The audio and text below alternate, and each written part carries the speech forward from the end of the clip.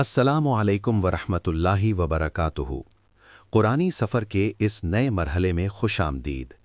आज की इस वीडियो में हम कुरान मजीद के 26वें पारे के उन गहरे और रूह परवर पैगामात पर बात करेंगे जो न सिर्फ हमारे अकीदे को मजबूत करते हैं बल्कि एक बेहतरीन और पुरअमन मुआशरे की बुनियाद भी रखते हैं। आइए इस बाबरकत सफ़र का आगाज़ करते हैं। पहला हिस्सा, अकीदा, आखिरत और कायनात का मकसद। इस पारे की इब्तदाई सूरतें जैसे सूरतुल अहकाफ और सूरत काफ हमें कायनात की हकीकत और ज़िंदगी के असल मकसद की तरफ ले जाती हैं। अल्लाह ताला वाज़ेह फरमाता है कि ये आसमान और ज़मीन बेमकसद नहीं बनाए गए बल्कि इनकी तख्लीक एक मुकर्ररा वक्त और ख़ास हिकमत के तहत हक़ के साथ हुई है। हमें मौत की इस अटल हकीकत यानी सकरतुल मौत का एहसास दिलाया गया है, जिसकी सख्ती और सच्चाई से इंसान हमेशा भागने की कोशिश करता है मगर वो आकर रहेगी। हमारे हर लफ्ज़ और अमल को महफूज करने के लिए फ़रिश्ते रकीब और अतीद हर वक्त हमारे साथ मौजूद हैं। वो खालिक जिसने इस वसी कायनात को बग़ैर किसी थकावट के पैदा किया, वो इंसानों को मरने के बाद दोबारा ज़िंदा करने पर भी कामिल कुदरत रखता है। ये आयात हमें दुनिया की गफलत से निकालकर आखिरत की बेदारी और जवाबदेही की तरफ बुलाती हैं। दूसरा हिस्सा, हक़ और बातिल की कशमकश और कुर्बानी। जब इंसान का अकीदा मजबूत हो जाता है तो फिर हक़ और बातिल की कशमकश शुरू होती है, जिसका तफसीली ज़िक्र सूरत मुहम्मद में किया गया है। इस सूरत में मुसलमानों को हक़ की राह में और बातिल के खिलाफ साबित कदम रहने का हुक्म दिया गया है। अल्लाह ताला चाहता तो खुद काफिरों को तबाह कर देता, लेकिन उसने जिहाद और जिद्दोजहद का हुक्म इसलिए दिया ताकि वो बाज़ लोगों का बाज़ के ज़रिए इम्तिहान ले सके। हक़ की राह में जान देने वाले शुहदा के आमाल कभी ज़ाया नहीं होते बल्कि अल्लाह उन्हें संवार देता है। ये सूरत हमें सिखाती है कि दुनियावी ज़िंदगी महज एक आर्जी खेल तमाशा है। असल कामयाबी तो ईमान, तक़वा और अल्लाह की राह में खर्च करने में पोशीदा है, और जो शख्स अल्लाह की राह में बुखल करता है वो दरअसल अपना ही नुकसान करता है। तीसरा हिस्सा, सुलह हुदैबिया और सहाबाए किराम का खुलूस।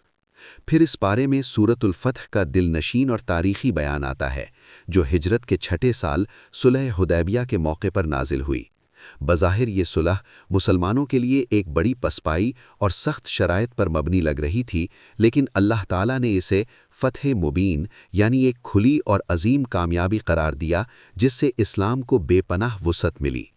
इस मौके पर दरख्त के नीचे होने वाली बैअत रिज़वान में सहाबाए किराम के खुलूस और जानिसारी पर अल्लाह ने अपनी रज़ा का ऐलान फरमाया। जब दिलों में खुलूस और सच्चाई होती है तो अल्लाह की ख़ास तस्कीन यानी सकीनत नाजिल होती है, जो मोमिनों के दिलों का इत्मीनान बढ़ा देती है।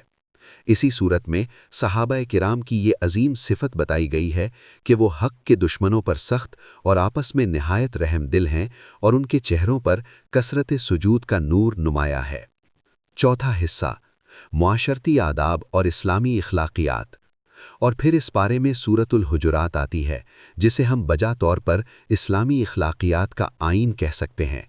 ये सूरत एक मिसाली मुआशरे की बुनियाद रखती है।